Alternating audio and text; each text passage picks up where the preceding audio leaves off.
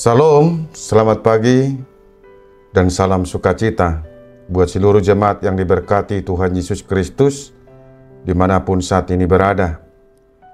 Kita bertemu kembali dalam renungan harian HKBP Reso Sutoyo pada hari ini Kamis tanggal 30 Januari 2025.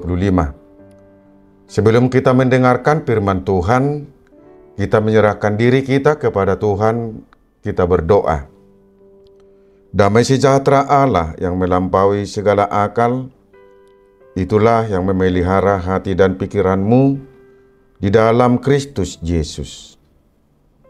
Amin. Firman Tuhan pada hari ini tertulis dalam kitab Lukas pasal 21 ayat 34. Jagalah dirimu, supaya hatimu jangan syarat oleh pesta pora dan kemabukan, serta kepentingan-kepentingan duniawi, dan supaya hari Tuhan jangan dengan tiba-tiba jatuh ke atas dirimu seperti suatu jerat.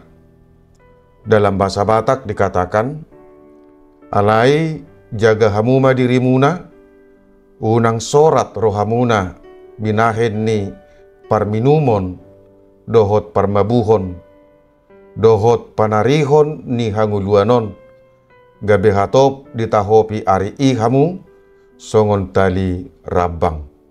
Demikian firman Tuhan. Berjaga-jagalah.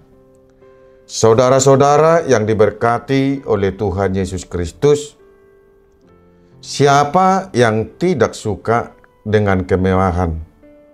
Siapa yang tidak suka dengan harta yang berlimpah? Dengan harta dan kemewahan, orang akan melakukan kesenangan dalam hidupnya.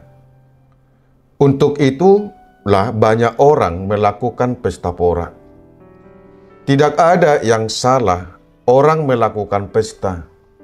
Tetapi yang salah adalah ketika orang melakukan pesta pora, manusia menjadi lupa diri, terlampau asik menikmatinya, sambil meminum alkohol yang berlebihan hingga memabukkan. Orang yang terlampau asik dan mabuk dan tidak sadar diri dapat melupakan hal-hal yang utama dan melakukan hal-hal yang tidak berkenan bagi orang lain dan juga bagi Allah. Untuk itulah Yesus memberi nasihat untuk tetap berjaga-jaga. Jangan karena asik menikmati duniawi, manusia lupa untuk mempersiapkan diri akan kedatangan Yesus yang kedua kalinya. Saudara-saudara yang diberkati oleh Tuhan Yesus Kristus, Tuhan Yesus pasti datang kembali untuk melakukan penghakiman. Pada hari Tuhan tiba, tidak ada yang luput dari penghakimannya. Yesus memberikan nasihat kepada kita, agar kita jangan sampai terlena dan jatuh ke dalam dosa. Jagalah dirimu.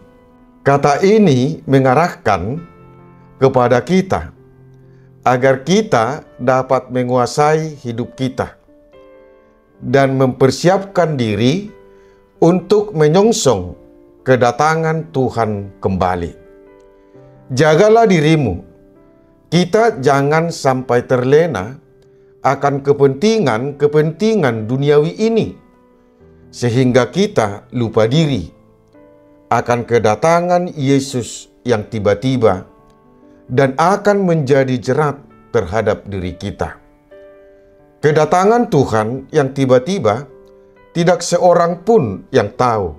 Karena itu, kita perlu berjaga-jaga dan berdoa agar kita memperoleh kekuatan untuk menghadapi segala sesuatu yang akan terjadi.